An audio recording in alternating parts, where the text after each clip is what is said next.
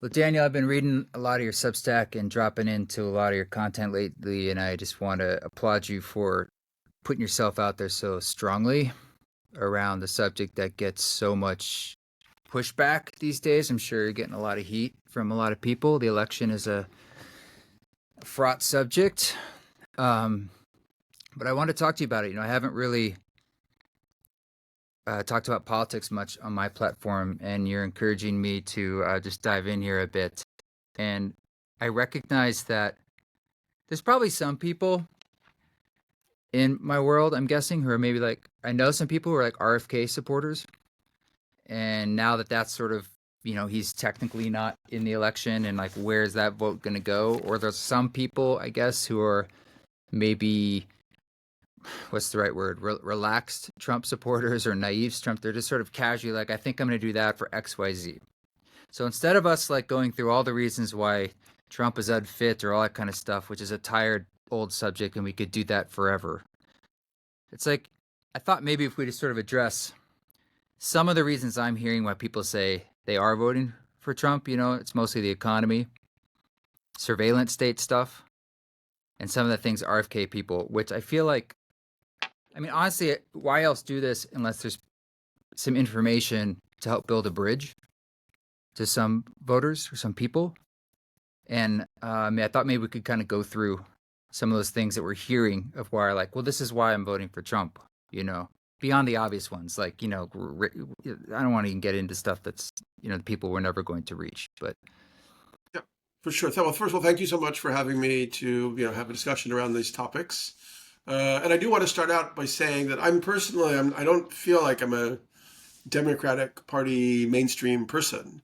I mean, I'm actually much more left, to be honest. I'm more like an anarchist. yeah, I wrote a book called How Soon Is Now, where I was trying to look at the effects of the ecological crisis that was going to have on human society and how we would have to reconfigure it. And I saw much more like local, bioregional, participatory democracy, mutual aid, sharing networks. And I still think that's going to be necessary down the line as we see these events like what just happened in North Carolina and Florida. yeah, Eventually, the federal system is going to become less capable of holding together all of the local areas as they get hit by, droughts, floods, hurricanes, and so on. Insurers are already starting to back away from certain regions. yeah, Eventually, there's not going to be the money or the interest or the road, there's to rebuild the roads and the highways and the skyscrapers and so on. So then, we will kind of see things devolve in a way. A very interesting model for what could happen in that sense is from Christopher Botch, who, since I've got a psychedelic audience, he wrote a great book called LSD and the Mind of the Universe. I have a platform where I do courses called liminal.news. We put one of his lectures for free up on the platform. People would have to go and search for it under his name. But essentially, yeah, he had these visions around kind of a series of disasters getting worse and worse, but at the same time, local communities kind of building new networks of mycelial connections, like finding each other, sharing best practices, and kind of figuring out like sort of a new human immune system forming to the climate crisis. So I'm interested in all of that. So that I do think stuff like that is kind of inevitable. Okay, so the question is yeah, what's happening now, and where are we at this particular juncture, and what is the best, most humane and compassionate and helpful and logical and reasonable decision people can make when they're looking at options that may feel very uncomfortable either way yeah. around And things. that's You know, what this is about. Like, we have two options in this fucked up system. Like, it's like, I'm not trying to say like, oh, this Democrats are the answer or anything like that. No, it's not a great one, but it's there's we have pretty binary choice here, and there are stark differences between the options. And I feel like people are not able to. They don't want to hold a lot of nuance. no, And this is the same thing was in sort of COVID, but this is not a situation that's very like there's a lot to consider. Even if you take one issue and say, well, that's the issue I'm voting on, I'm like, okay, but you're then saying all these other issues that will be affected. You're sort of not weighing that into this larger calculation. exactly. Well said. So given that we're both not here being like, hey, the Democrats are the answer, or it's like, look, Although If Kamala wins on I, day one, it's like it's the fight. having said that, I do want to say that it's become the negative tonality around the Democrats has been so intense and kind of progressive and like radical and sort of crypto adjacent areas, communities. I do think it's gone a little bit too voracious.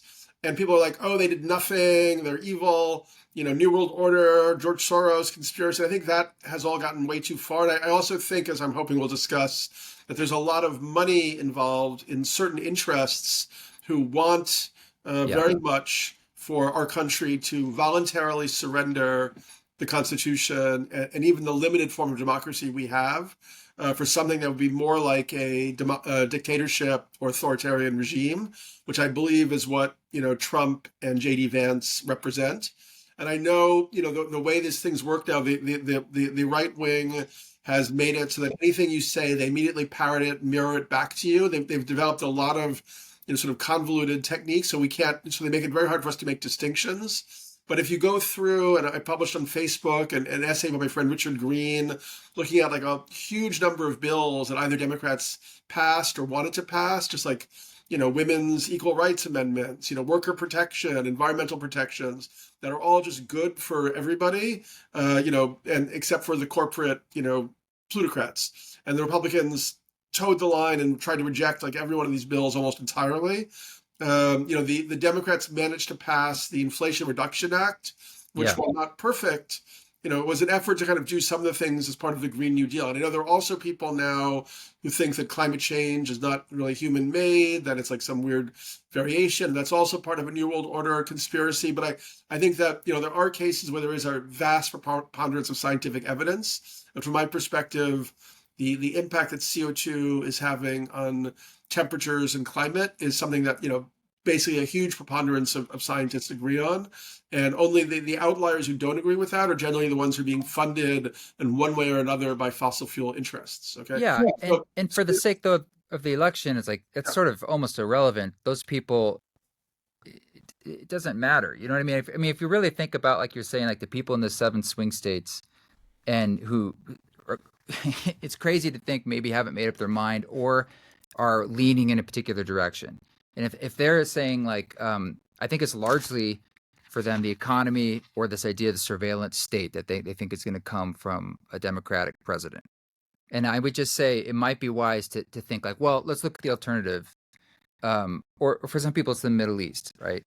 Like maybe both options aren't great, but it's wild to me they think Trump would somehow be better at those. Like Elon Musk, for instance. It's obvious. It seems very transparent why he's supporting him. He's a techno guy. He wants more money, more control, less regulation. He's been told he'll be able to essentially regulate himself and be in charge of some of these things. It's a business move. It's sort of almost existential for the survival of his own businesses. And yet people talk about the Democrats, if they win, being these techno surveillance people. I think it's going to be best for us if we maybe get a list of the topics and just talk about them one after the next. Otherwise, it's going to be too many. There was a lot of topics you just brought up. I get fired up about this. Yeah, I know. So, for instance, like the economic issue. Okay, let's take that one. This idea that Trump is going to be better for the economy. Trump has created this idea of these tariffs. Most economists think that it's a terrible idea, that it'll lead to price wars and all sorts of disasters. He's trying to come up with something. But the main accomplishment of Trump's first term in office, if people might remember, was a massive tax cut on the wealthy. So people who were in like the top tax bracket got a big reduction on the amount they had to pay the government. They paid for this by amping up the national debt. This is something that the Republicans have done going back to Reagan. Yeah. And the reason they do that is they want to give the wealthy more money and just let them, have oligarchic control of stuff. But they also want a reason to be able to say, oh, we can't afford social services. So we have to cut, public education, libraries, welfare, Medicare. So it's always the same game plan. And Trump just did that to a T. And actually, if you look at, Biden's record around, like, they've brought a lot of industrial manufacturing jobs back. I mean, we could talk about the problems with that too. But for keeping this system that we have now going, the Democrats do a lot better than the Republicans. And the Inflation Reduction Act, I think, is actually, in theory, like a great thing. The idea is to create 1.5 million new jobs in renewable energy infrastructure and manufacturing. Okay, so we know that oil is a non-renewable resource. It's becoming harder and harder to extract. That's why, we've created like fracking and, tar sands and so on, because we've gotten most of the more easily available oil. So we're having to dig much deeper or use more energy to extract it in these more cumbersome ways. And it's heating up the planet. So we absolutely fundamentally need to make a massive transition to a renewable energy infrastructure. Now, the Republicans have no interest in this because the Republicans are the party that's owned by the fossil fuel companies. They're owned by the Koch brothers. They're owned by Exxon. They're owned by all these companies, Occidental. And these companies, have billions invested in fossil fuel infrastructure and want to just keep drilling and drilling and drilling till the last degree because, oil it's like the largest profit center that we've ever discovered. And yeah, so if you're making billions and billions like a week from oil, you don't want to give that up. So the Biden and the Democrats are not perfect. They're sluggish. They're mediocre. I don't think the Kamala Harris campaign was done very well. They're wasting money on TV ads. Sometimes the Republicans, the right wing, can be more clever in how they're using digital media, and certainly they've learned a lot of mimetic warfare skills from Putin and so on. But in many, many areas, we'll find that the Democrats, if you're not super wealthy or able to move to New Zealand if everything goes to hell, the Democrats are going to be much better for us to kind of hold together what we have. The fact is, unfortunately, in some ways, we've passed the point of like peak everything, and it's going to be a little bit of a different world going forward, which none of the political parties can really address because everything in the American mentality is based on material progress and getting better and better. We can already see that's not really happening, which is why, people are getting into like drug addiction and fentanyl, and so on. And yeah, anyway, so a long story. But when it comes to the economy, cutting taxes on the rich so that you can blow up the national debt, so you can then cut social services, that's the Republican game plan. The Democrat game plan has been more like rebuild industry in the U.S., create a new industry for renewable infrastructure. There was also the CHIPS Act that the Democrats put together. I mean, that Inflation Reduction Act, not one Republican voted on it, okay? So it was all Democrats just managed to get that in. But the CHIPS Act is also for manufacturing semiconductors and chips in the U.S. So, okay, maybe that's also environmentally not so great, but we're all using the smartphones. Unless we figure out something else, we're using the new computers, we're using AI, so that allows America to, have a base of that type of development here rather than having to go to China or, Taiwan, which China is threatening or whatever to get that kind of stuff. Okay, so that's the economy piece. What was another area that you wanted to talk about? Well, I want to go through the pieces that people say why they're voting for Trump. I'd say the other two are this. I hear this surveillance state stuff, which is a little confusing to me. It's probably based on a lot of social media. I'm guessing that one's a little confusing, but we could talk about that. And the other one I think is people talk about the Middle East or Gaza. There's another two which we should add to that: immigration, Oh yeah, which they're using. They're really going after. yeah. That's one of his big things right now. And obviously, the vaccines is still lingering in the background for a lot of people's hostility towards the Democrats. I think that's part of surveillance state. I would suppose they're putting Okay, that in cool. the same Okay. bucket. I would Okay. guess. But let's talk about that one because I first off, Trump made the vaccine, Yeah. um, and it started in his administration. And I don't want to sit here and go through like the whole COVID, what happened, and how policies were made, and all that kind of stuff. It's more just like what they think would happen in the future. And again, compare it to what we see from Trump, or like what Elon Musk wants to do, who's now his supporters. And the people that are trying to make this kind of policy with Project 2025. It does not seem to me that there's any indication that there's some kind of increased freedom or freedom of speech. I mean, it's pretty ironic for Elon Musk to talk about freedom of speech when he buys Twitter and shuts down journalistic voices all the time that he just doesn't like. It's Yep. like it's crazy to me. It's like he's some sort of bastion of free speech. Um, he wants certain information that he wants out there, and others that he doesn't. So where do you think this surveillance state stuff's coming from?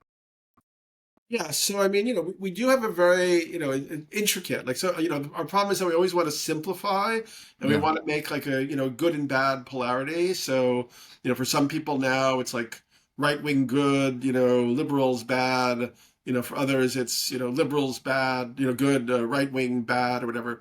So, I think that the right wing is considerably worse in almost every area across the board when we actually conceive of what like our future could be and our children's future, unless you're part of that super rich echelon or something.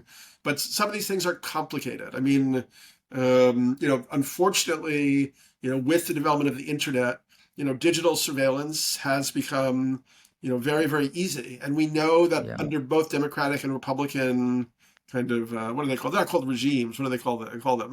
Political, whoever Admi- won. There's a word for it. Administrations. Yeah. Administrations. Thank you very much. Yes. There have been, infractions, the CIA and the FBI going over the line, using data they shouldn't have Yeah, used, so on. absolutely. Um, and we know that the whole vaccine, the COVID situation was extremely murky and ambiguous. We still don't really know. We may never know, whether COVID was sort of designed in a lab, which I tend to think was the case. Was it kind of a bioweapon? Did it get it out accidentally? Did it support all sorts of weird pharmaceutical companies? And I mean, it's all such a murky mess. And the New York Times. I mean, the New York Times had a pretty big article where they kind of laid out how it's most likely it came from Wuhan. Yeah. And it kind of just went under the radar, and everyone's like, "Well, let's not really talk about this." And And so still a lot of people are very angry at the Democrats for, more or less mandating vaccines here. Although that was also done around the world, including in a lot of countries that had much further right-wing type governments, whether it was China or whatever. So it's like, basically in the history of humanity, there's a big new pandemic. Everyone is terrified. People are dropping dead. If there's a vaccine, it was just like everybody would just take the vaccine. Now, I know these were somewhat experimental. They were kind of rushed. I also admit that I didn't trust the mRNA vaccines. Ended up getting the one that was not mRNA, which was Johnson and Johnson. I never got a booster or anything. So and I do understand legitimate concerns people have that they caused health problems. The mainstream preponderance of evidence in the scientific community is that COVID was far more damaging than the vaccines. And there are some people who've done a very good job picking apart the arguments of different anti-vaxxers. One of my favorite YouTube channels for this is something it's called Debunk the Funk with Bill Wilson. So, and he's a hippie-ish looking guy with a big afro, which makes him a little more relatable.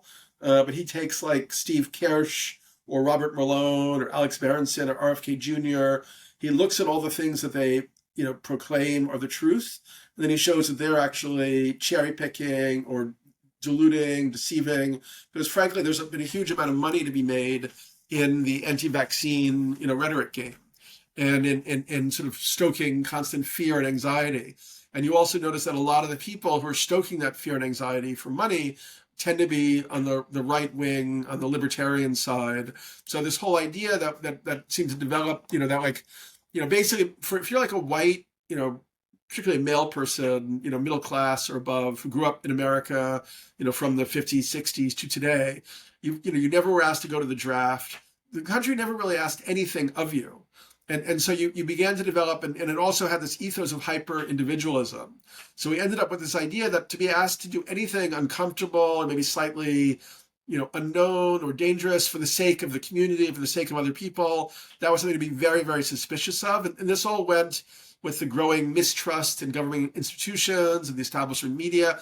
And there are some good reasons for that. The media has betrayed us. Institutions, the institutions are not perfect. The government is not perfect. It's a bit of a mess. So we're kind of like in a murky gray area, so that's the problem. Now, going forward, the question is, you have a choice in November. Are you going to vote for the Democrats or the Republicans, or a protest vote for Jill Stein or somebody, which is basically just throwing away the vote? Now, who's likely to protect freedoms that we care about going forward? So I strongly recommend people look up a hidden camera interview that CNN put up with, I believe his name is Russell Voigt, who was one of the authors of the Project 25. He's from the Heritage Foundation, and he was one of Trump's cabinet members. In fact, I think he's one of the only 4 of Trump's Yeah. 44 cabinet members who Four have people out of denounced him. 44 people. Guy should never ever be allowed to serve as president ever again, and he's the most dangerous person to the country that they've ever encountered. But this guy is all for Trump, and in this hidden camera interview, these guys managed to pretend they were like the family of a big donor, and he was like, "Yeah, Trump knows all about Project 25. We know that he's going to say in public that he doesn't know anything about it. He's going to put it down. That's part of our game, because as soon as he's elected, we're going to institute Project 25. We're ready." And what Project 25 basically says is all of the current civil servants, which are kind of unelected bureaucrats, people who serve in all the departments, they're all fired. Okay, the Supreme Court allows this massive firing. We install our Christian nationalist people, okay, and we've created a new government starting then. And, one of the main immediate things we're also going to do is a nationwide ban on abortion in all circumstances, whether it's rape, whether it's emergency medical, abortion is going to be gone nationwide. And and then if you look into, some of the main people who are supporting this, right-wing, election campaign, the tech magnates like Elon Musk and Peter Thiel and Larry Ellison, who's one of Trump's biggest donors. So Peter Thiel has a security software called Palantir, which is already used by the CIA and the military, highly efficient apparatus for surveillance, for spying. Thiel's technology, Lavender AI, is being used in Gaza to track suspects, potential people who are part of the Palestinian organization, but they've also ended up killing a lot of civilians and so on. So it seems to be highly likely that this type of stuff will then be used on the U.S. citizens. And even more drastic, Larry Ellison. By the way, I have all these links if you go to my recent Substack, danielpinchbeck.substack.com. I can't remember which piece it was.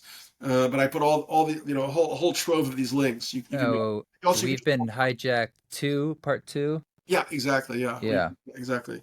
Yeah. We've been hacked. So Larry Ellison has basically said that, they're going to use Oracle with AI to keep everybody in line. It'll be a massive surveillance thing. So basically they're telling us that if the right wing win, they're going to institute something in the US, very much like a social credit, keep everybody in line, AI orchestrated surveillance program that, will have a Christian nationalist bent to it. Now, we've had 4 years of Biden-Harris.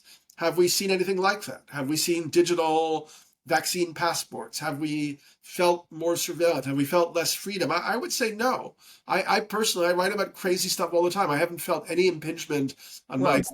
It's not coming from the government as much as it's coming from tech companies. I mean, so if the tech companies are supporting Trump, it would be logical that it's like they just want to do more. They want to make money off our data, and the more control they have, the more access they have, the better for them. Exactly. So that's the surveillance front. So from my perspective, just as with the economics, people think that Trump is going to be better for the economy. Actually, the Democrats are much more rational, much more sane. We'll build renewable energy infrastructure. We'll bring industry back here. Won't reduce taxes on the wealthy to cut all the social services. When it comes to surveillance, we can see Larry Ellison saying straight out, big Trump donor. He wants to institute a massive, keep everybody on their best behavior, which essentially means Chinese social credit system. We will get that, I believe, if the Republicans get in, particularly if they get in with both the executive branch and the legislative branch. So it's a very important thing to prevent that. Okay. I guess another one also is sort of healthcare. We don't have to talk much about it, but it's absurd to think that there is no Republican healthcare plan. Like, if you don't like Obamacare, I don't think it's great, but I remember when I couldn't sign up for healthcare because I broke my arm. And they're like, so I mean, is that what you want? Like, I would rather move towards perhaps we can have the option of Medicare or something, but it's like, it's crazy to think like somehow healthcare would be better if you try to dismantle Obamacare. And I think most people want some kind of healthcare. They don't want to go bankrupt. Totally. I mean, it's a shame that the Democrats, because they're, so in collusion with the pharmaceutical and the medical establishment, couldn't have just come out and offered like a really good universal health care plan, because we know that 60% of Americans want that.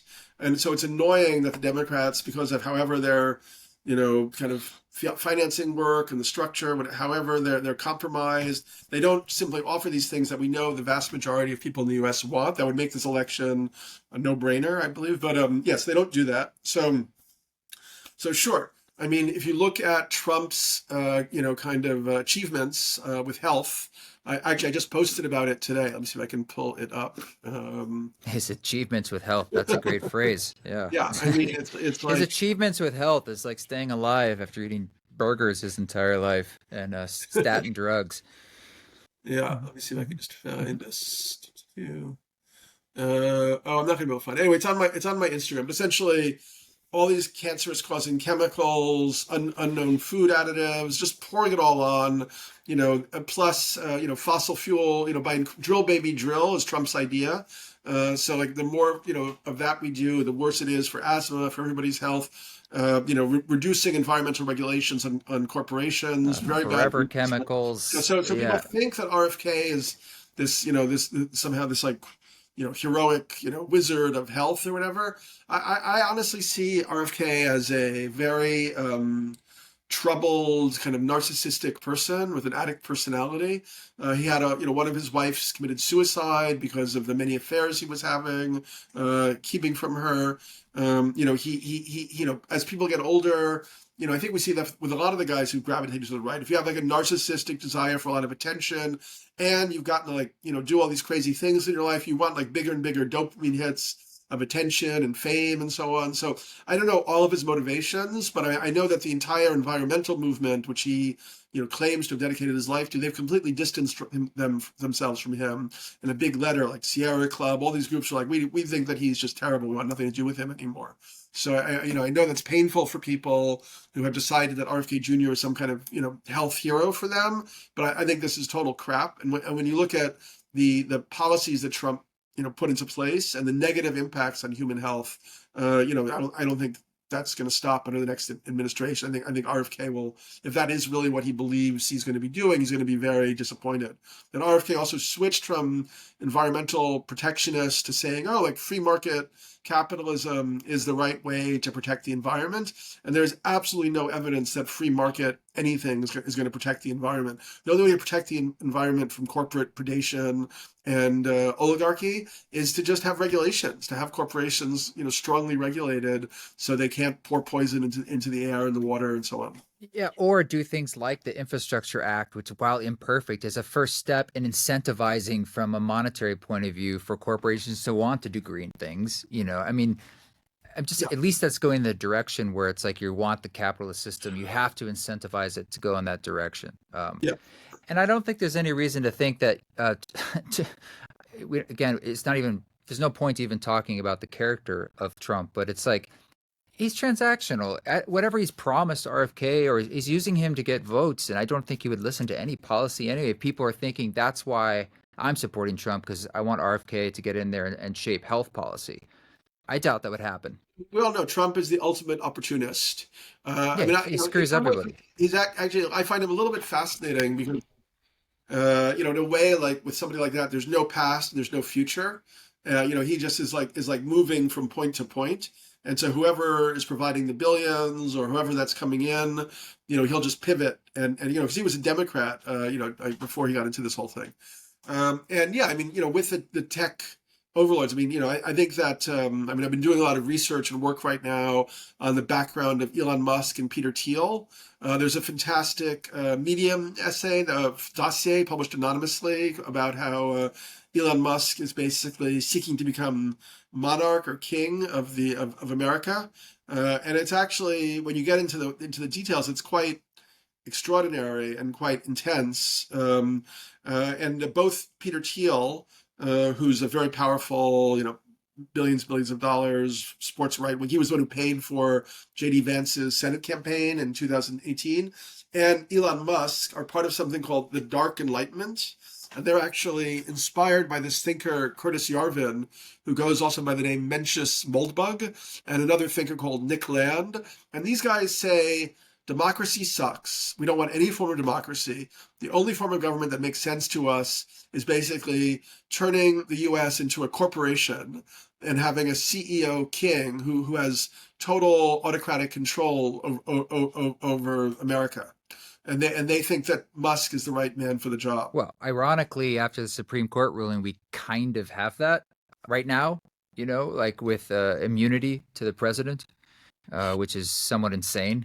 Yeah, I mean, unless Uh, they change the Constitution, Musk will never be president. But quite interestingly, he recently, I think Wired magazine reported, he secretly registered in Delaware new corporations. Like one of them is United States of America Inc. You know, so one thing about Musk, I mean, he's there's also a long, very fascinating kind of podcast with his father Errol Musk that you can watch. I listened to it very closely. So Errol was, South African, supporter of apartheid, kind of white, colonialist, imperialist, ran an emerald mine. Some of the money that, Elon had to start his companies came from, black, miners who were mining those emeralds under horrible conditions. So basically they're part of this whole structure. But the other thing that really comes through in that podcast is that his dad was clearly an abusive narcissist who was still uh, even belittling Musk during the interview. And so in a way you could see that somebody like Musk is not only a narcissist himself, but he's kind of a narcissist extension of this kind of brutal father figure. And then if you go back a generation to his mother's father, very interestingly, his grandfather on his mother's side was part of something called I think it's called the Technorot Party in the 30s and 40s, where it was basically this idea. His grandfather was arrested at a certain point. Basically, the idea was for being part of this organization for seen as, I guess, dangerous or something seditious. But the idea is that ultimately scientists and engineers should rule society, and we should do away with nations and democracies. And essentially, ultimately, you would have Canada, North America, and Mexico as one block, kind of resource block, under the rule of once again, a kind of autocrat, monarch, CEO, king, who would be able to apportion all of the resources as they see fit.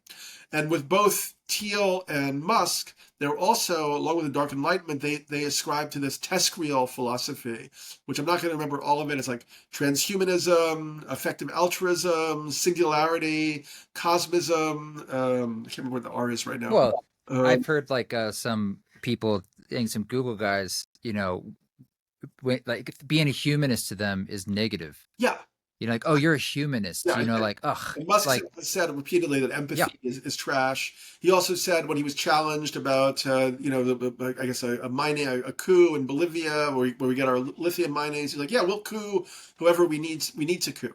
So the ultimate agenda of this TESCREAL singularity ideology is to build artificial superintelligence in order for the certain people who are running the show to actually become immortal. So they'll either by either merging with the digital realm or by developing like a superhuman body, or if you read The Singularity is Near, Ray Kurzweil talks about this with like nanobots. They can clean the blood and clean all the cells and everything. Whatever it is, that's this sort of power, this sort of ultimate ego power trip that these guys are on.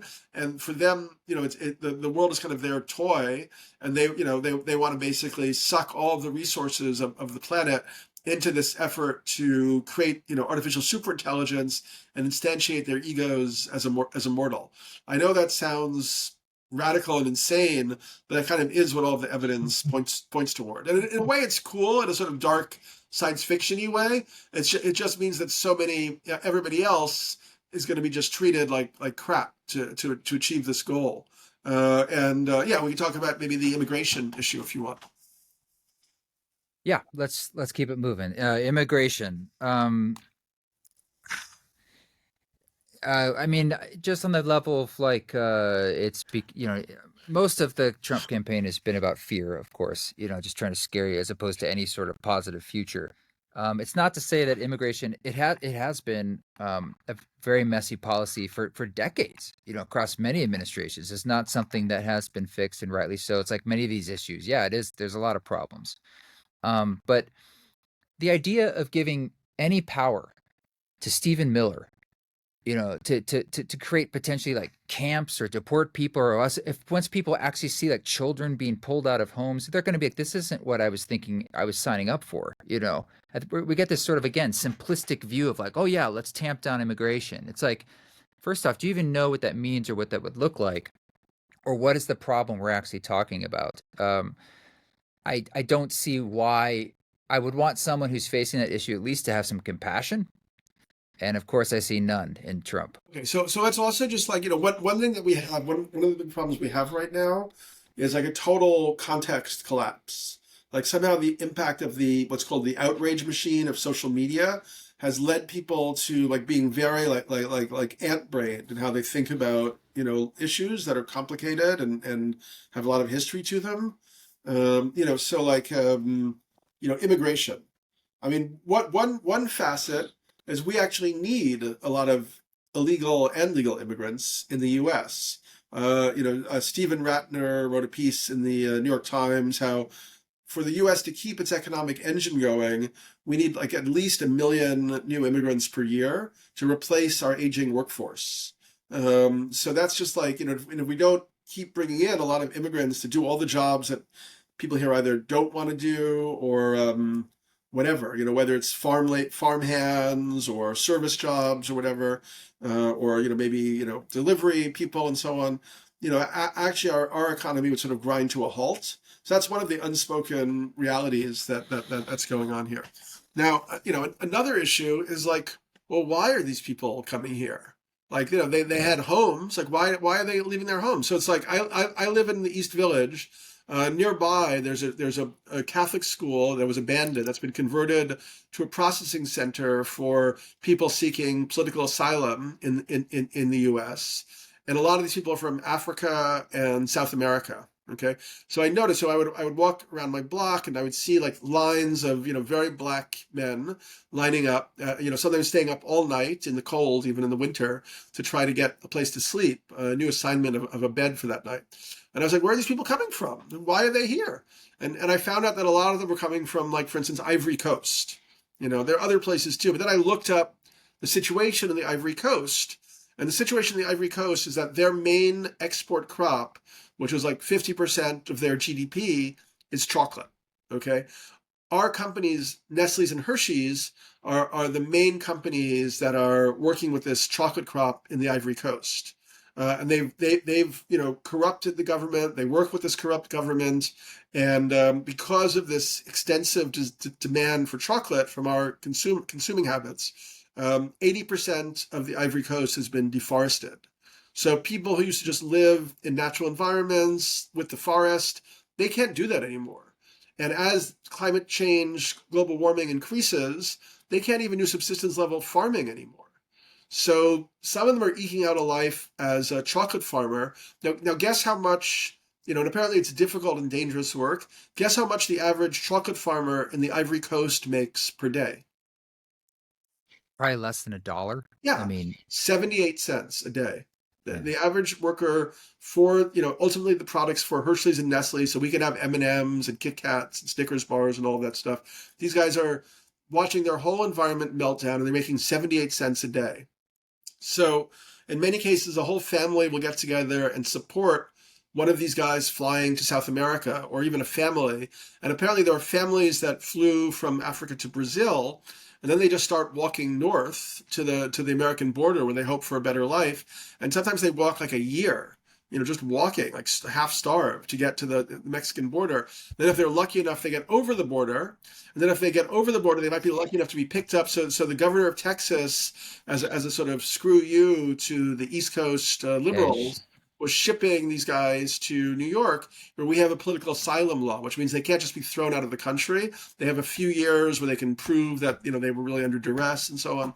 So, okay, so then these guys come here. So if they can get a job at as a delivery person for, I don't know what our minimum wage is now. It's really bad, right? It's like, isn't it? Well, federal's still super low, 15. but I mean, no way. 15. No, that was like Bernie Sanders wanted that, and we never got it. I'm going to say federal minimum wage in 2024 is $7.25. Wow. So, even that, if these guys can save a few dollars a day, that's a huge boon for their families back home if they can send it back to them.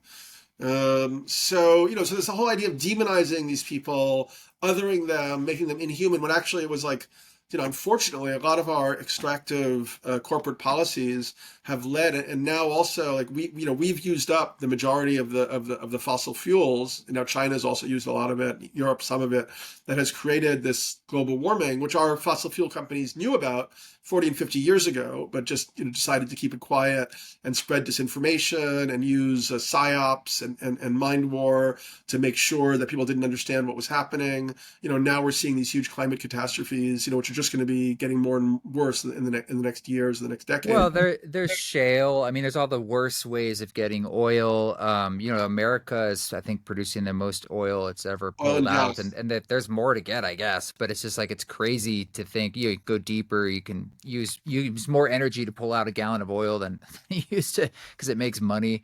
Yeah. Um, it's insane. But for immigration, it's just to say that like that we do need reform and we do need to fix it is definitely severely broken. And yes, a lot of these economies have been deeply destabilized by the United States economy, by the West. Yeah. Absolutely, we're complicit in why this immigration, in addition to climate change, which is only going to get worse around the world. I mean, it's probably, you could say, is what's pushing a lot of the populist movements around the world, Of course. I in mean, Europe and here. So I mean, in a lot of ways, it's like yeah. but it's like putting fire on fire.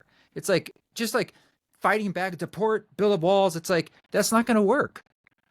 Yeah. Well, I mean, sadly it can work, but ultimately then you end up with something like, either casual mass murder or, explicit genocide. We find that, for instance, in Europe, they're not allowing Syrian refugees to land on their rafts. So we don't even know how many people are dying at sea out there as they try to get to Greece or, Spain or whatever. Anyway, so yeah, so You it's need nuanced, smart thinking on it. You don't need yeah. like a one Well, size fits all type. ultimately, what if we're going to, avert, mass death by heating and famine and all that stuff, we're going to have to relocate a huge number of people to places like Canada and Siberia, because a lot of the global South is going to become relatively uninhabitable in the next 20 or 30 years. And I talked to somebody at the RAND Corporation, which is a think tank. They said like theoretically 2 billion people could be resettled in Canada, where there's abundant land, and also it's going to get warmer and more arable and so on. I mean, we're not even having any discussions like that globally because at the moment, in any form of like cooperative kind of infrastructure, has basically disintegrated as we enter this kind of multipolar world where there's a kind of like cutthroat war between autocracies like what they have in Russia or China and kind of liberal democracies like they have in Europe and we still have in the US if we can keep it after November 5th. So that's like a big question right now. Do you want to talk about the Middle East, or is this just a Sure. Yeah. hornet's nest? No problem. I think since your audience is probably a lot of psychedelic people, I think we should also talk about kind of a little bit what has maybe happened to the transformational psychedelic community and how it maybe lost its way a little bit in the last number of years. As I see, when I'm on Facebook and so on, a lot of people who I thought were just cool, like liberal, spiritual mystics with good values and into psychedelics seem to have toggled over to through the RFK, Russell Brand, Charles Eisenstein kind of pipeline into MAGA mania. And part of what I've Yeah. been trying to do day after day is just sort of like maybe offer people this alternative model of who's really the villains here and who's really doing the conspiracy work. I know there's this whole idea of the Democratic Party and the World Economic Forum and George Soros, yada yada. And I think there's some validity to some of that, but is that actually less, maybe far less nefarious than Putin, Trump, Thiel, Musk, Heritage Foundation, Opus Dei, a secretive Catholic corporation that ran Franco's economics in Spain. Oh, and I do want to mention, if you really want to go down this rabbit hole, there's a recent book that came out called Unhumans. People can look up on Amazon. I think the guy's name was Persobiec, very far right-wing dude. Steve Bannon, Trump's former campaign manager, Donald Trump himself, and J.D. Vance all give positive blurbs on this book, saying that it's a great book and it's putting out a good plan. But what Unhumans actually says is that leftists, socialists, liberal Democrats are actually unhuman. They're non-human. They don't have to be treated in the way we treat human beings. And the book actually looks at Franco and Pinochet. Pinochet was the dictator of Chile, sorry. And Franco was the dictator of Spain for like 35 years. They were both ruthless in their repression. They imprisoned, tortured, and killed their political opponents. Franco, killed the poet Garcia Lorca because he was gay and a communist and so on. And so they're saying that these guys is what we should be doing here. And we should be, which means that, Trump has been saying over and over again, and even more recently, that, when it comes to like Nancy Pelosi or Charles Schumer, he wants to imprison them. He wants to bring the military. I mean, this is pure fascism. And you also have Kelly, who I guess was Trump's chief of staff, just in the last couple of days coming out in these interviews and saying, yeah, Trump is a fascist. What he wants to do is fascism. Musk, Vance, Peter Thiel, if they're supporting Trump, they are fascists and they're supporting fascism. Okay. And it's a Christian variety of fascism, but that's what you had with Franco too. You had Catholic fascism, you had Opus Dei, so Vance is probably a member of Opus Dei, or he's very close to it. And essentially, if we allow Trump and Vance into office, we're going to get a, Christian nationalist fascism. That's what's going to happen. Particularly if we also lose the legislative branch. If the legislative branch goes Democrat and the executive branch Yeah. Republican. Well, the Senate probably will, and so we're talking about the House, which might, We don't want to go down there because the Supreme Court has also given the president so much power, it's just insane. So the Middle East. So my perspective is that Trump and the right wing are going to be far more destructive for anybody who cares about Palestinian lives or that whole region or Arab lives and so on. I mean, one of the things that Trump did when he was in office is he moved the U.S. embassy to Israel, which signaled that Jerusalem, which yeah. signaled that Jerusalem was now the capital of Israel. And everybody knew, like the Democrats hadn't done that, no other administration done that, because they knew that was going to exacerbate and inflame all of the tensions in the region and embolden Jewish extremism. So months after he did that, Jewish military and Jewish extremists attacked Muslim worshippers at the Al-Aqsa Mosque. Okay, now maybe a lot of people don't know, but the Al-Aqsa Mosque is the flashpoint for kind of the Book of Revelation, the Apocalypse. Like a lot of energy in that region is centered on that particular point, because according to the Book of Revelation, that's where the Temple of Solomon was built and destroyed twice. Yeah. And for rapture and all that stuff to happen, the third Temple of Solomon has to be built where that mosque is now. So, and for Muslims, it's also a very sacred site. So when the Israelis rushed in and attacked worshippers there, that was seen as incredibly sacrilegious. And that's why when Hamas attacked Gaza, or from Gaza, they called it Al-Aqsa flood. So it was directly retaliation or retribution for the Israelis attacking Muslim worshippers. And that was set into motion by Trump moving the capital to Jerusalem, or giving his and then he would be happy to let Netanyahu do whatever he wants. Yes. And he'd be like, we're out. We don't want to do anything. Netanyahu clearly very much wants Trump to win this election. In fact, Thomas Friedman in the New York Times has been writing that it's quite likely that Netanyahu is even turning the screws and making things worse right now, because he knows that those anguished screams of the Palestinians are hurting Kamala Harris's chances to win this election. And so he wants Trump in there. Trump has said he doesn't care what Bibi does to those people. He wants to give him a free hand. They basically want him to do the genocide even more efficiently. And what is another piece of the puzzle? No, that's pretty good. I think. But just on a fundamental level, it seems quite obvious that Trump's policies towards Gaza or any Arab people would be far worse. Yeah. I don't love the choices we have, but it's like that seems on face value. There's clear evidence for that. Yeah, and I know that people are a lot of leftists are not going to vote. A lot of people I know are abstaining because of what's happening in Gaza, but I think they're making a huge mistake because.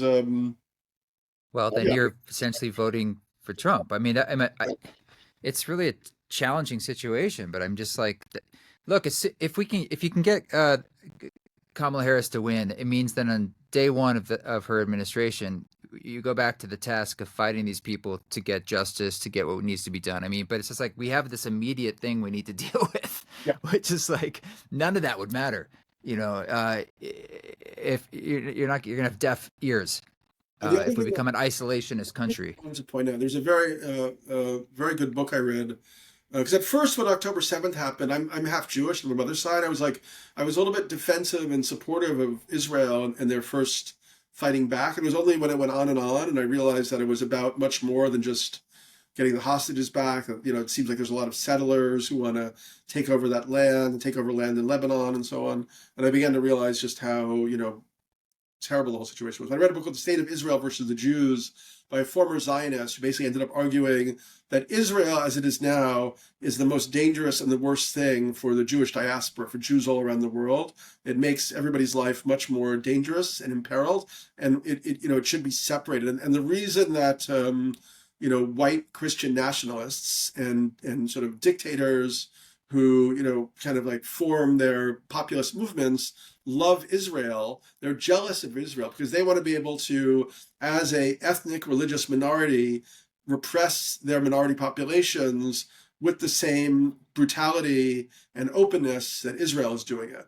So Israel is seen as a model for white populist nationalist movements, like what Trump and Vance want to do in the US. So if you want to not let things get worse, if you want to actually prevent all the stuff that we're talking about here, it's very important to support the Democrats in this upcoming election. Now, I want to say there are things that people can do besides just voting themselves, even in the 10 days, 11 days that we have left, that can be very, very, very helpful. Okay. And I've been just did a training yesterday. I put it on my Facebook page with this application called Reach. So I think it's like Reach. I can look it up actually, or we can put it in your show notes. It's like Reach.vote or something. Yeah, Reach.vote. Yeah. So that is an app. It's a genius piece of political technology that they developed in 2018. You basically get on the app, you join the campaign, Take Back the House. It can scan your contacts. It doesn't keep any of the data, but it finds where your contacts match people in their database, and you can find out who you may know, particularly in the swing states, who are worth contacting, who maybe are not Democrat or undeclared. So if enough people were to use this app in the next week, we would be able to micro-target, people who maybe are like bored or out of it or haven't been paying attention, or there are thousands of people like this. And we know that the 2016 election was won by just a few thousand votes. It could come down to a very, very small number of votes. And those votes are waiting to be found if enough people start to use this Reach app. Now, another tool that's really good is Move the Vote, which I think is movement.vote. So that's one that's great. And then Seed the Vote is also terrific. So if you want to give money, or if you want to get involved with like phone banking or canvassing, those are avenues to look into. If you want to use the Reach system, the Reach app, in order to access contacts that you may have in swing states, because if we can get anybody who's in Ohio, Michigan, North Carolina, Georgia, I'm not sure what the fifth one is. Ohio. Not Ohio. What is it? Georgia, Michigan, Nevada, Georgia, Michigan, with Wisconsin, Pennsylvania, Arizona. Yeah. So if we know people in those states, if they get on this app and they use their contacts and get a group of, say, 10 friends together, it could be like hundreds of votes that would otherwise be not accessed. So that's why I'm telling people who have bigger networks than I do, like you or Alex Gray or whoever, that this would be a really fantastic thing to push. Even in the last days of this election, it could make a huge difference, and it's turned some congressional elections in the past. I'm a little bit tired now, but Move the Vote, as I remember, is also a really good one. All right. Well, I know we went longer. Look, man, I know that I get that we are in a broken system. We're in collapse. This is like the 2012 transition. So Move the Vote. Move the Vote goes to local grassroots groups, turning out the hardest to reach voters who tip the scales in the places that matter most. It's movement.vote. It's quite an amazing kind of organization. And these can actually overturn. And we know that what's his name, Musk, is walking around Pennsylvania with a big, cynical, cheesy grin on his face, giving out $1 million checks every day to random voters who register. And he's not doing that, because he wants humanity to win or he cares about people. He's doing that because he wants to get rid of regulation. He wants more power. He wants more control. That's the same reason why he's spending tens of millions in Michigan on micro-targeted ads, where they're putting ads essentially in Arab communities that are, talking about how Harris is totally pro-Israel and how they should hate her. And then he's taking ads that are in Jewish communities in Michigan and giving them micro-targeted ads that say Harris is really anti-Israel, and that's why we should hate her. So The ad said that her husband is Jewish. That's all it said. I mean, it was completely anti-Semitic. I mean, it was just like, wow, this is so blatantly horrible. Yeah, well, it turns out that Musk, unfortunately, I mean, I kind of liked him before. I used to see him wandering on Burning Man. I have friends who've partied with him all over the world and so on. But hopefully, maybe I think a lot of people go into kind of like a spell or a trance. I mean, it's particularly, and this is where Russell Brand is another one. Like I had a friendship with him and a connection with him, and now he's become a Trump supporter and a sort of very cheesy born again Christian selling like tacky amulets. It's the way that this social media has impacted people's brains is really scary. Yeah. We're being manipulated on social media in pretty overt ways by outside actors, and I don't think people are really taking stock in how powerful that's been in the last, I don't know, 10 years. It's like the way messaging has an ambient effect, right? Like, so, and the Heritage Foundation figured this out. Koch brothers figured this out like decades ago. So like they would fund somebody like Charles Murray, who wrote The Bell Curve, which basically argued that certain minority groups like African Americans have a lower IQ just innately. So there's, so the implication, which was very explicit in Charles Murray's other works, is therefore it doesn't make sense to pay for their education and so on. They're just sort of useless citizens, So it doesn't matter if everybody read The Bell Curve or even saw Charles Murray speak directly. Once these ideas are in the ambiance, like some people know what they are, but they just start to move through the mimetic field.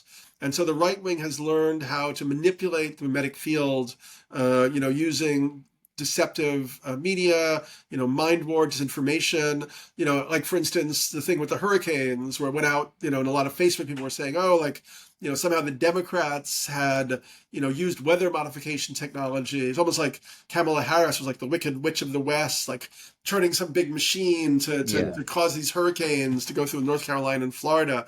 So that's how twisted people's minds have become. And they don't realize that they've been subject to many, many different forms of brainwashing, mind programming, mind control efforts that have been, executed now for quite a long time. As we know with 2016 election, Cambridge Analytica, ultimately Facebook was forced to pay $6 billion for what it did with Trump and so on. So unfortunately these these tech companies are not necessarily good actors. And you have like Putin, for instance, this has been a cheap method for him to cause as much damage to the American psyche as possible. And he's quite an evil genius, and he's done an incredible job. Now, luckily, we still have a little bit of time. Now, I know what happens that when people have, there are probably a lot of people who are listening to this. I don't know how many people you get listening, but some at least will be like, oh, that's all bullshit. We know the Democrats are the evil. They're not going to want to hear what I say, because what happens, and this is what this mind warping kind of system relies upon, our egos are like a very dominant part of our individuality. And when you go down a labyrinth of a set of beliefs, and then you've publicly, said, oh, I believe this, I believe that, Soros is a reptile, I believe that the Democrats are connected to the New World Order, and all that stuff.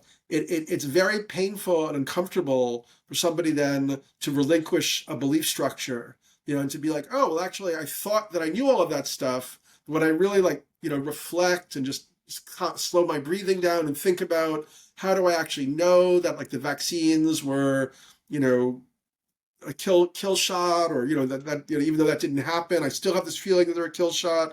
Why do I? Where is this information coming from?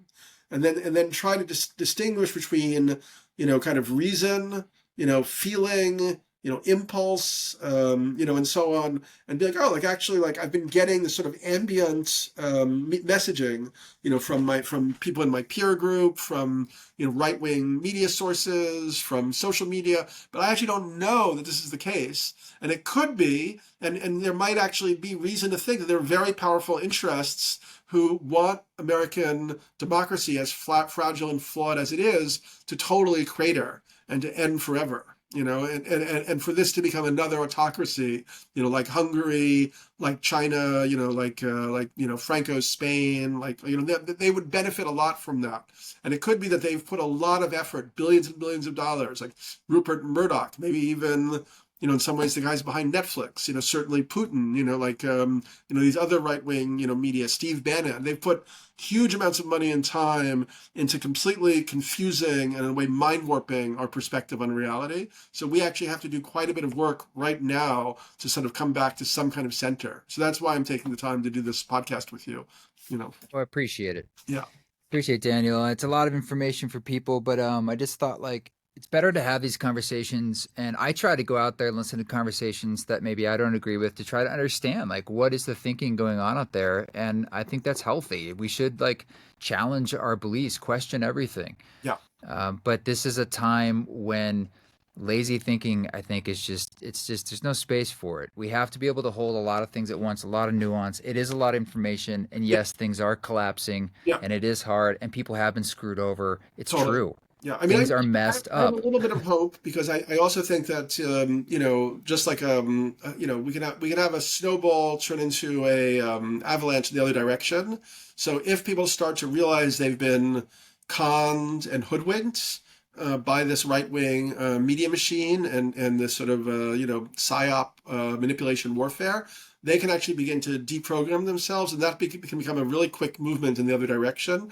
I mean, I'm always kind of hopeful because when I wrote my first book, Breaking Open the Head on psychedelics, that came out in 2002, like everybody in my area thought that psychedelics were garbage. Like the New York Times called them toys for the hippie generation.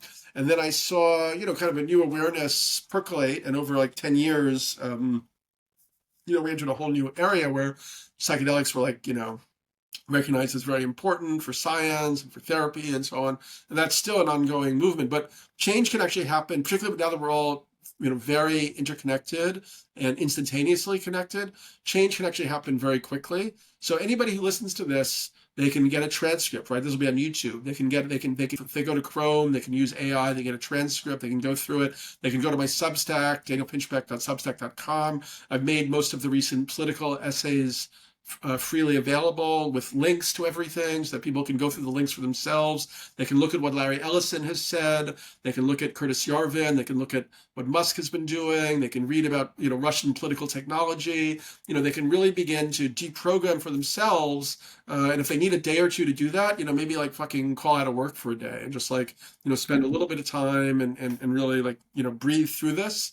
And then they can go to things like Move the Vote. They can go to the Reach app, and within 10 days to 2 weeks, we can prevent this constitutional democracy, as flawed and imperfect as it is, from tipping over into a fascist theocracy where women have no rights for abortion, where immigrants are demonized and rounded up into camps, where there's mass deportations, where college kids can't protest against things they hate, like what's happening in Gaza, because they'll be imprisoned, et cetera, et cetera, et cetera. Where we're under surveillance all the time and so on. So I really think this is a very powerful moment and a great opportunity for people to make a mind shift. Well, I highly recommend your Substack, and I think we can leave it on that little hopeful note that there are infinite possibilities here, and that rapid change can happen because rapid change has been happening, and we can hopefully steer that in different directions. directions. In the direction. We can steer. It definitely can happen. Yeah. Anything else, Trevor, that you need from me? And I definitely recommend download that app for yourself, the Reach app. You can do a training with the guy, can connect to you, but also get your network engaged, because you probably, as a musician, travel through a lot of these states, have a lot of fans in these battleground states. And if you can get a few of them on board with using this app and reaching out to their communities, it could actually make a huge difference for the election. All right. Well, don't hang up, but we're going to end this episode. Yeah. And thanks a lot, Daniel. Thanks for having me.